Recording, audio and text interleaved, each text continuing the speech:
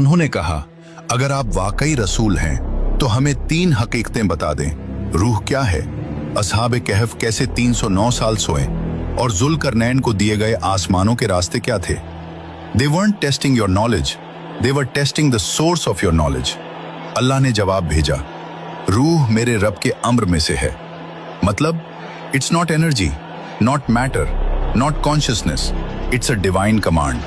इंसान शरीर से नहीं चलता, इंसान इजाजत से चलता है।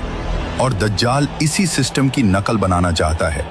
Digital souls, immortal bodies, artificial consciousness. लेकिन असली रूह untouchable, unhackable, unmodifiable, only by Allah. यहूदी जानना चाहते थे science, technology, life extension formula, लेकिन कुरान ने बताया ये हाइबरनेशन नहीं थी, ये कोमा नहीं था, ये मौत भी नहीं थी। ये था divine suspension state, time freeze field, metabolic lockdown, रूह कॉर्प्स सेपरेशन लिमिट।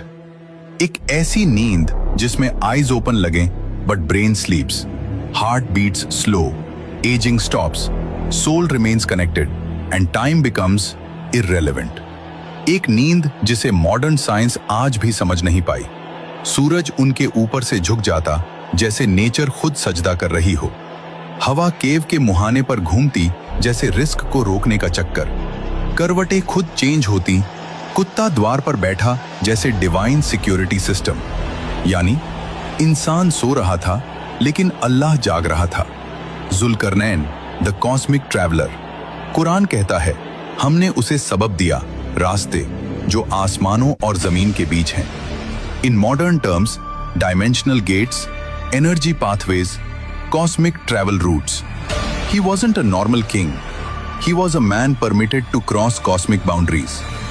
इसलिए यहूदी जानना चाहते थे, क्या मोहम्मद सल्लल्लाहु अलैहि वसल्लम को ये राज मालूम है? और जवाब सूरा कहाफ ने दे दिया। अब असली बात सुनो। इन 3 सवालों का कनेक्शन आज की दुनिया से, दज्जाल से और तुमसे है। दिमाग खोल देने वाली बात, रूह का सवाल।